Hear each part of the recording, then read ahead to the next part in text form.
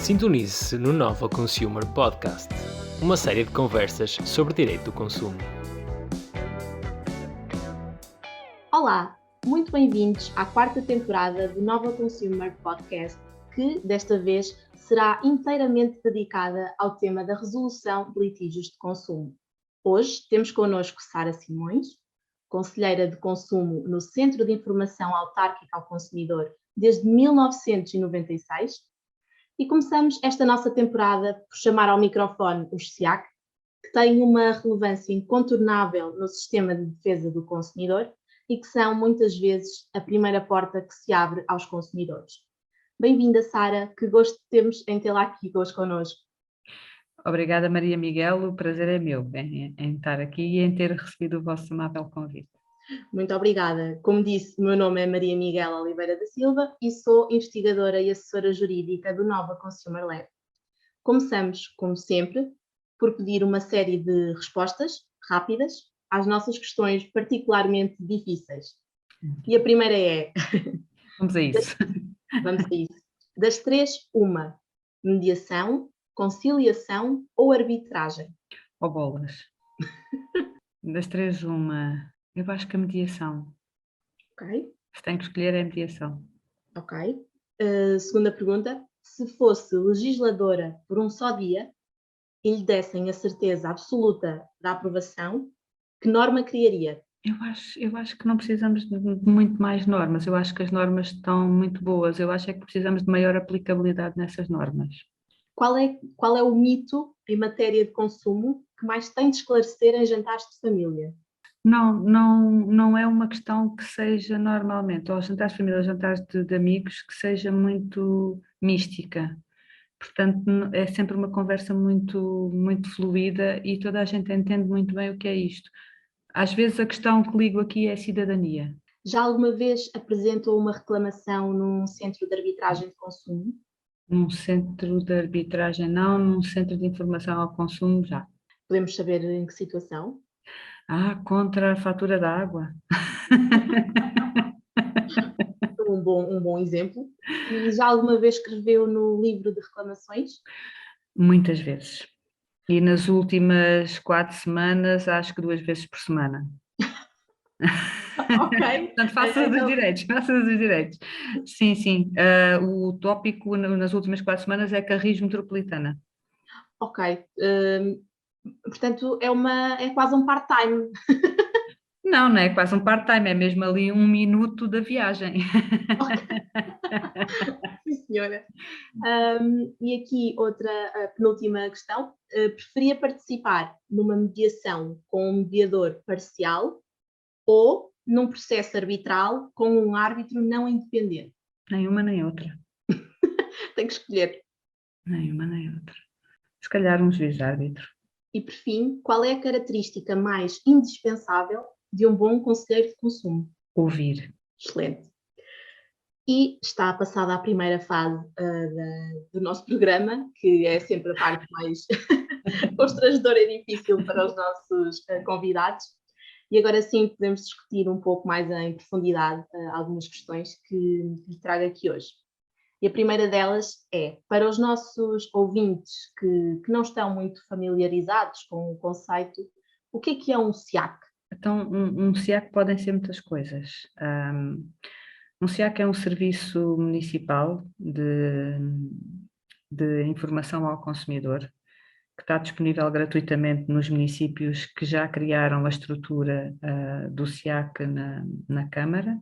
No meu entender, e é a minha experiência e é subjetiva, não é uma coisa que seja uniforme, é um serviço que pode ter a primazia de cultivar a educação para o consumo. E aqui a educação para a cidadania.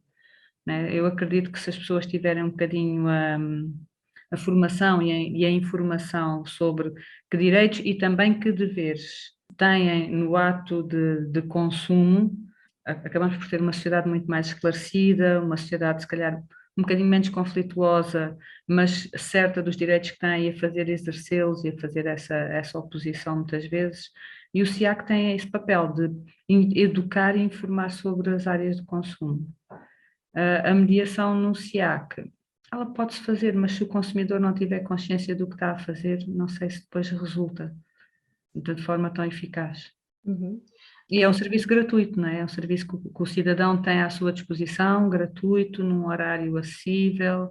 Uma das coisas que se ouve muito nestes meandros é que não há um SIAC igual ao outro. Concorda com esta Não, afirmação? não há, não, não há. Não, não há. Experiência própria, não, não há. Existem SIACs em que as pessoas são um pouquinho mais passivas e tem a ver com a personalidade da pessoa que também está à frente do SIAC.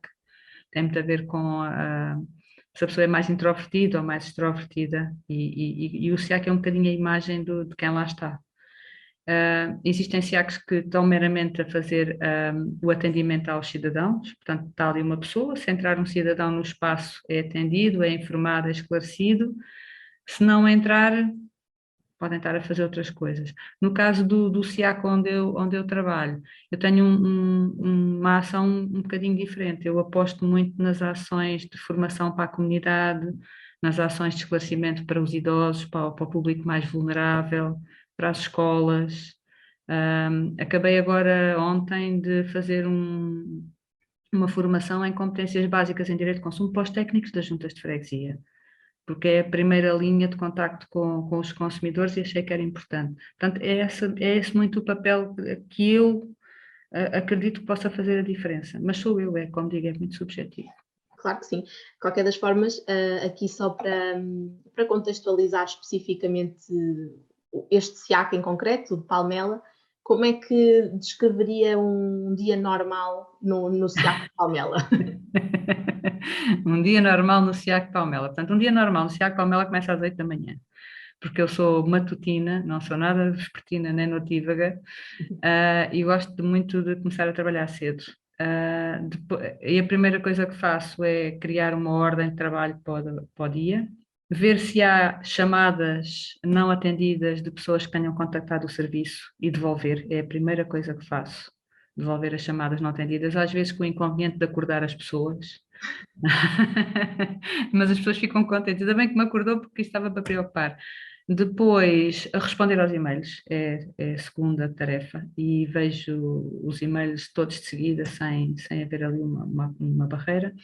Se tiver alguma ação de informação ou ação de formação calendarizada, dirijo-me para o local, faço a ação de formação, retorno, agendo, agendo o atendimento a consumidores, que eu, no meu entender, e foi uma escolha aqui no município, porque a área territorial é enorme, e então eu desloco-me às várias freguesias, para não impender esse custo sobre os consumidores, sendo que havia consumidores que às vezes gastavam 30 euros num táxi para vir ao serviço de apoio ao consumidor.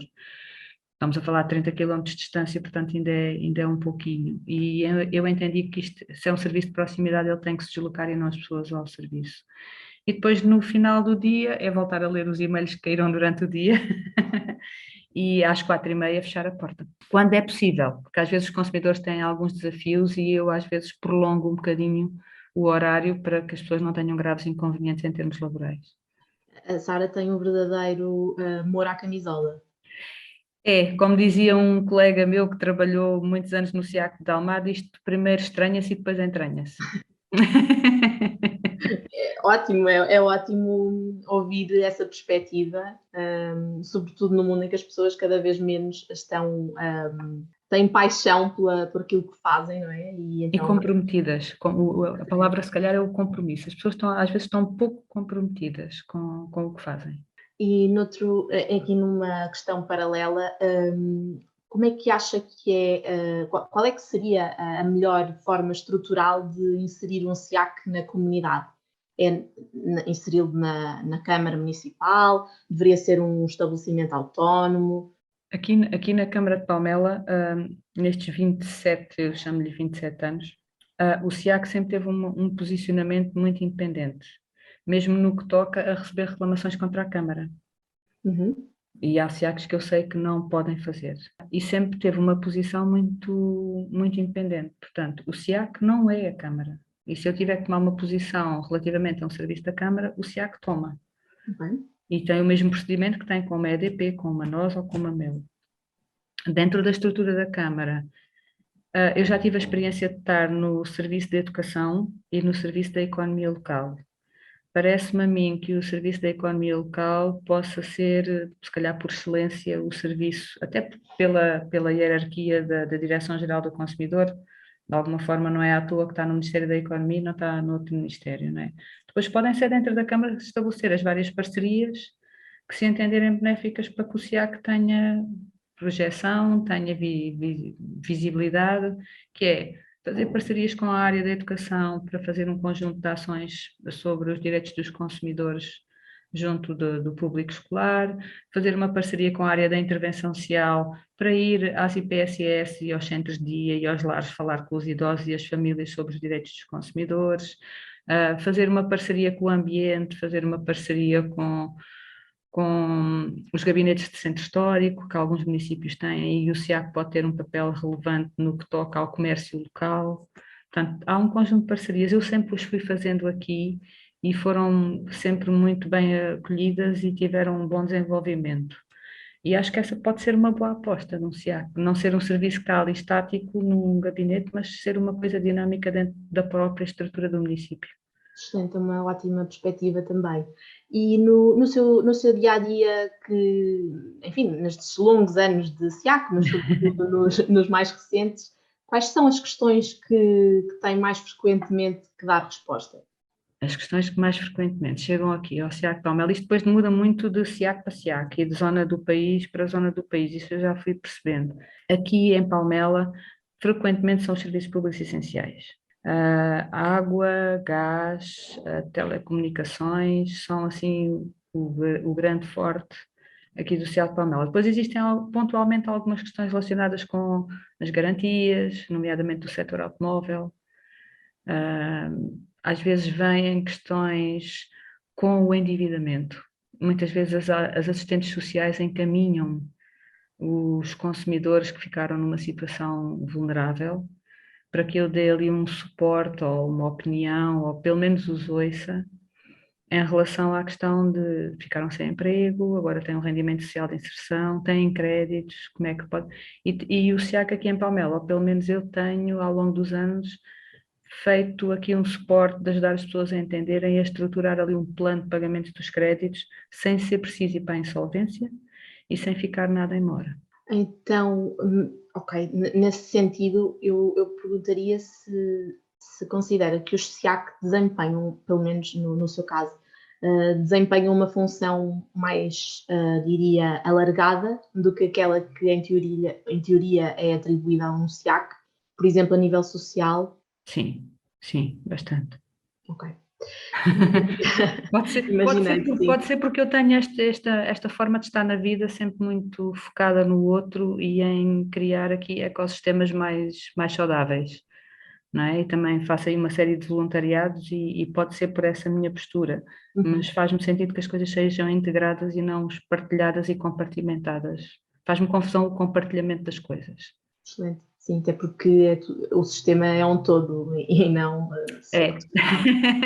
Contrariamente àquilo que se vai promulgando e promovendo e divulgando, os sistemas são vivos, não são coisas mortas. Os sistemas são vivos é uma ótima expressão.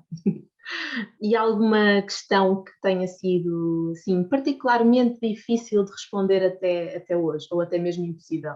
Não, nunca tive. Okay. Sempre possível de resolver ou de encaminhar para alguém? Sempre consegui resolver, sempre consegui encaminhar, e mesmo quando os assuntos às vezes eram desafiantes, e já tive alguns bem desafiantes, eu consegui ser idiota o suficiente para encontrar uma solução. Okay. E que foi aceito pela entidade reclamada, que ainda é mais estranho, que é aquela ideia que eu digo assim, olha, vamos tentar, porque se não fizermos nada, então não dá para fazer. E do género de conseguir renegociar créditos bancários com perdão de juros. Eu às vezes dizia assim, eu não sei como é que conseguimos, mas conseguimos. E as pessoas não perderem casa, portanto, às vezes a minha idiotice leva-me a isto.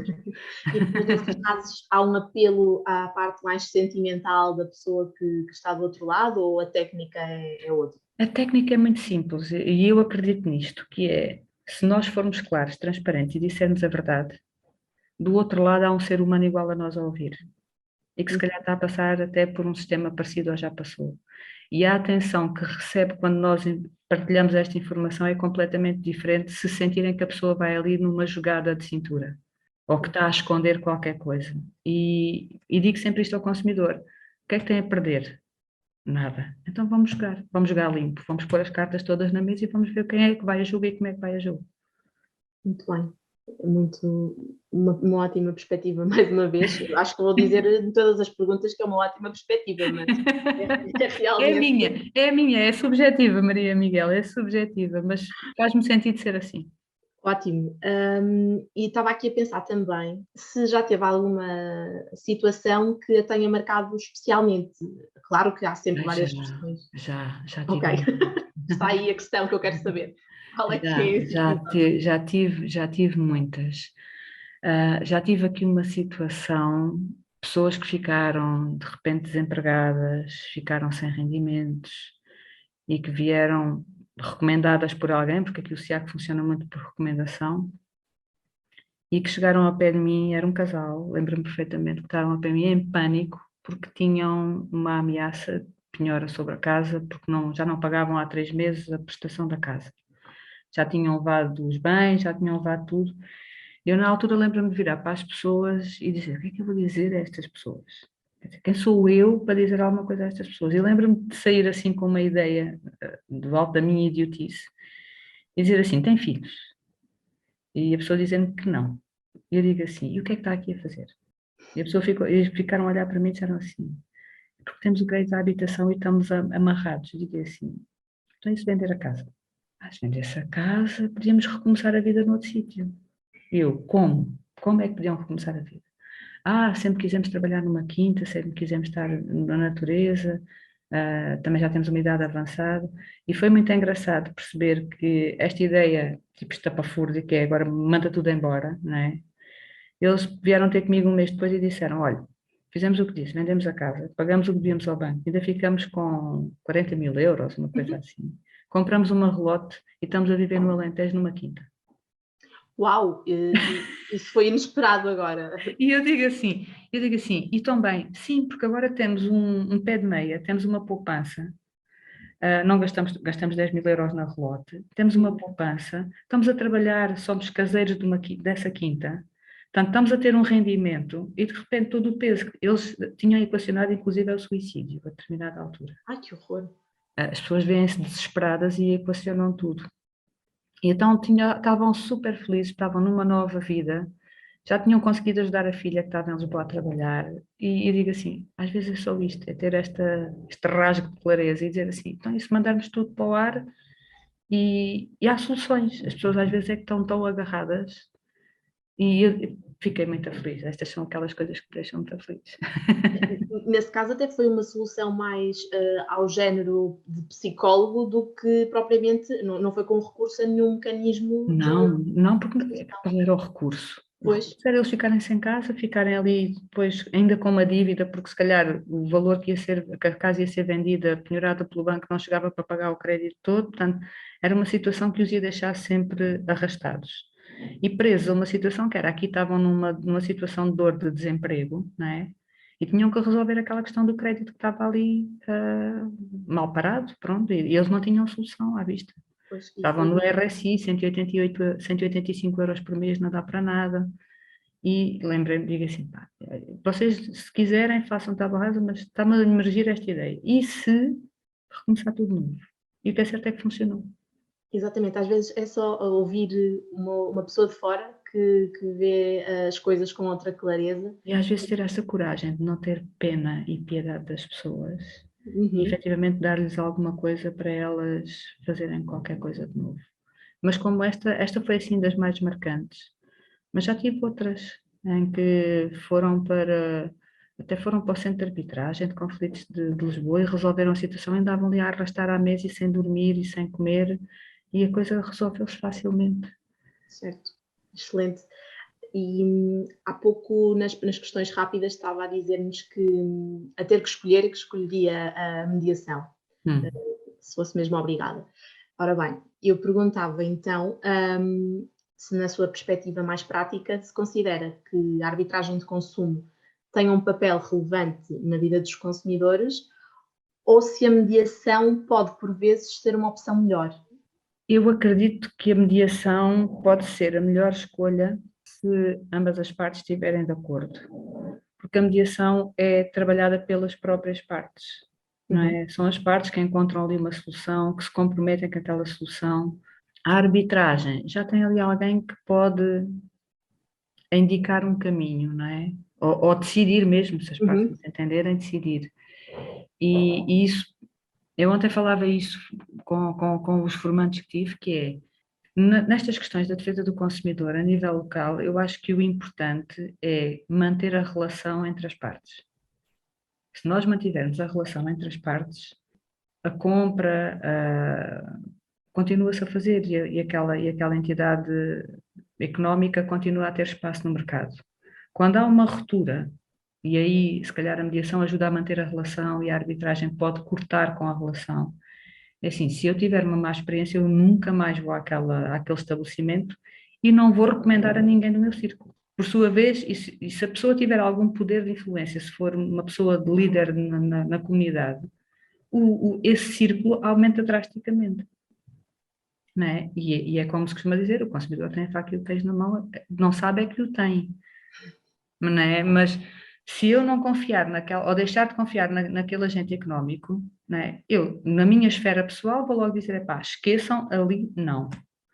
E essas pessoas, se eu for uma pessoa que tiver alguma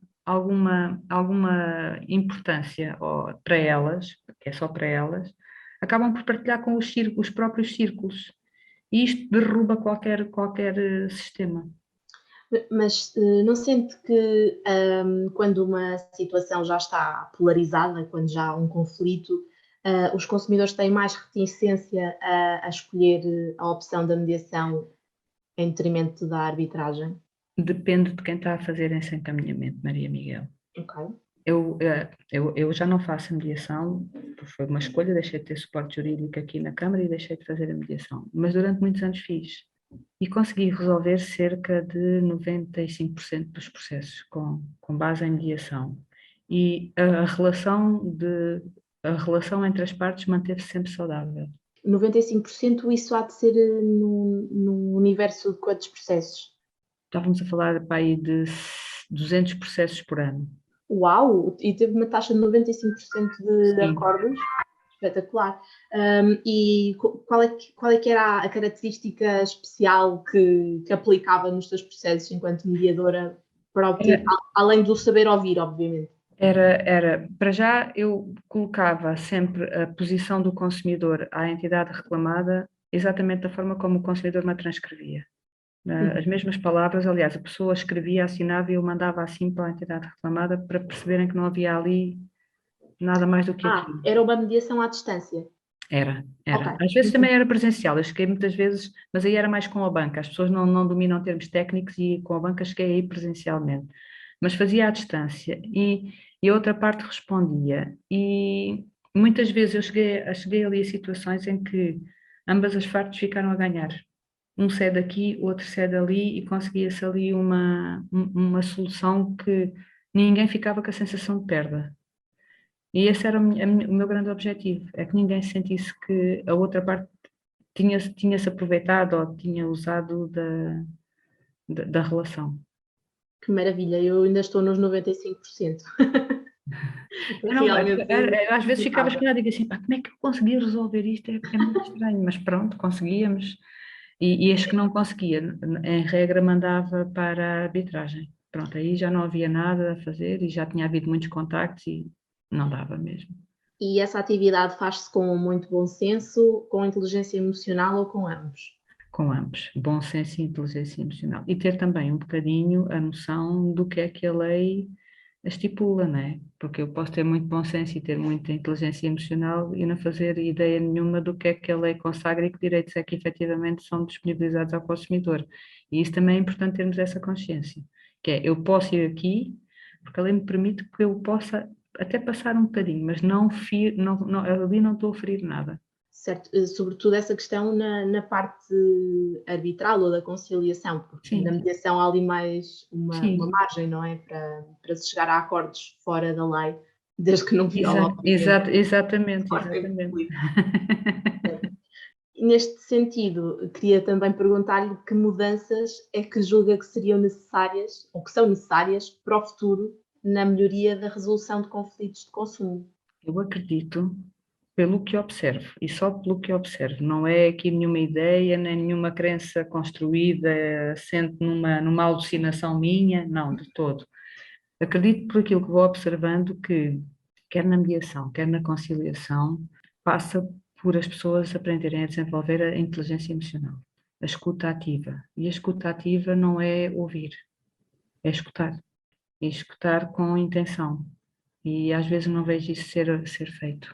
E fico assim, epá, podiam ter chegado ali a um pormenor que fosse decisivo e porque não tiveram a atenção na escuta, nenhuma das partes fez saltar essa pipoca para resolver a coisa. E agora a pergunta para Queijinho: como é que isso se ensina nas faculdades de Direito? Ena, pá, Maria Miguel, como é que isso... Eu aprendi isto nos últimos 10 anos, num conjunto de formações. Eu sou muito curiosa e gosto muito de aprender. Aprendi isto nos últimos 10 anos, em matérias como Mindfulness, Social Processing Theatre, o coaching, a programação neurolinguística, Uau! que me deram assim se calhar esta visão das coisas, não é? Também tem aqui a implicação o facto de eu ser completamente apaixonada por pessoas. Eu gosto do ser humano, gosto de pessoas. Contrariamente a algumas pessoas dizem assim, meus ricos animais, odeio pessoas. Eu sou exatamente ao contrário. Divirto-me imenso com pessoas, gosto muito de observar pessoas e de perceber que impacto é que elas deixam e que eu deixo nas pessoas. E se calhar isso também faz a diferença. E nas faculdades de Direito, eu acho que trabalhar a comunicação poderia ser uma coisa engraçada. Ótimo. Trabalhar a Uma comunicação. característica mais inata, mas que é possível trabalhar. Não, ela é trabalhada completamente. Aquilo que tenho aprendido, e já participei em algumas formações com pessoas desde CEOs de empresas, chefes de gabinetes jurídicos, professores universitários. Eu às vezes costumava dizer, pá, eu sou a única analfabeta aqui. Estou a brincar, mas às vezes digo isto e eles já estão todos a rir. E é engraçado que eles dizem assim: epá, isto dá-me uma visão da minha organização completamente diferente. E há mudanças na forma como se relacionam com os pares e com os clientes, que é muito engraçado. Eu digo assim: que giro, isto realmente faz diferença. E comecei a aplicar. E quando aplico, as coisas são muito divertidas. Funcionou. Excelente. Funciona mesmo, funciona mesmo. Sara, que lições tirou destes quase 27 anos de SIAC? Que lições? É que isto vale a pena. Trabalhar para o outro vale a pena. Hoje um colega meu, eu comuniquei que estou de saída do SIAC, não é? Uhum. E partilhei aqui com um colega, e um colega meu de um outro SIAC telefonou-me e disse uma coisa muito engraçada, para dizer assim, epá, obrigada por me mostrares que afinal isto de fazer o bem e sermos bons compensa. Acho que não poderia escolher uma forma melhor de terminar este episódio, mas ainda temos umas duas últimas perguntas, ainda que já não necessariamente sobre aqui o tema. Muito obrigada, Sara. Nada, eu é que agradeço. Era exatamente esta a perspectiva que nós gostávamos de partilhar. Espero que ir ao encontro daquilo que vocês tinham em... Completamente, completamente, foi ótimo. Mas ainda não terminou, não é? Ok, vamos lá fechar. Com chave de ouro, vamos lá fechar com chave de ouro. Exatamente. E gostávamos de perguntar que personalidade gostaria de ouvir num dos próximos episódios. Olha, eu acho que era giro ouvir um consumidor. Ai, que interessante. Isso é que vai ser difícil de escolher, que somos todos, não é? Exatamente, mas aquele consumidor médio, que não tem às vezes noção dos direitos, que anda aqui com alguns desafios, acho que era giro ouvir o que é que eles poderiam ter a dizer disto do consumo e do sistema de... Eu gostava de ouvir esse podcast, acho que era muito giro. Que ótima sugestão. Agora vai o Nova Consumer Podcast para as ruas de Lisboa. É uma ótima sugestão. E, por fim, pedimos sempre também uma sugestão cultural para os nossos ouvintes. Pode ser um livro, uma música, o que entender. Podia ser tudo. Podia ser tudo. Mas eu como disse, antes de começarmos esta gravação, eu gosto muito de ler. E gosto muito de ler coisas que me façam, às vezes, pipocar. Gosto deste termo pipocar. E acabei de ler há um mês um livro muito engraçado que uma amiga minha me deu pelos meus anos e que se chama Humanidade, uma História de Esperança. E qual é o autor? O autor é o Rutger Bregman. Uhum. Isto é da Bertrand Editora e tem a ver com... Ele veio validar muito um bocadinho aquilo que eu também já acredito, que é, no fundo, o ser humano é bondoso. Excelente. É bondoso. Mais uma vez, a acabarem bem. Muito obrigada, Sara. Foi realmente um ótimo episódio. Tenho a certeza que passará para o lado de lá a perspectiva que queríamos que os consumidores e quem nos ouve tivesse do que é um SIAC e do papel absolutamente fundamental que desempenham na sociedade portuguesa. E assim chegamos ao final de mais um episódio do Nova Consumer Podcast. Até ao próximo episódio.